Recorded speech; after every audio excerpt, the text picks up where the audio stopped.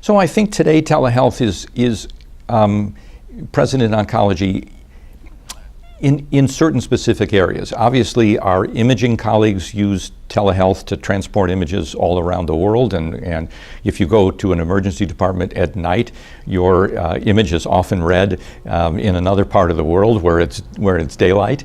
Our pathology colleagues are using telecommunications to transmit images.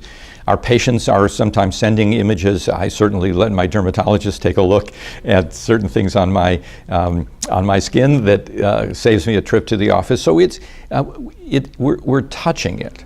Another area is patient engagement, trying to keep using technology, often an app or a synthetic conversational agent called a chatbot, to ask the patient how they're doing, to check up on symptoms, and to allow patients to tell us much earlier about something that's going wrong so that we can head it off at the pass and not have to react to it as a crisis.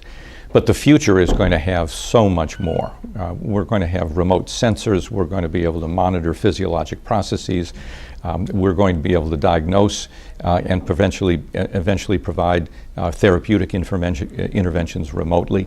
Another area that oncology touches with telehealth is the second opinion process. There are many major institutions and cancer centers that will do second opinions through telemedicine versus having the patient travel for hundreds or thousands of miles.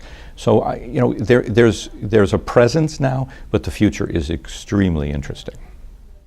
The concept that you or I as patients, the only way that we can have an interaction with the healthcare system is to drive to an office or a hospital, wait in the waiting room, go back, get into a gown, and wait for the healthcare provider to come in the room.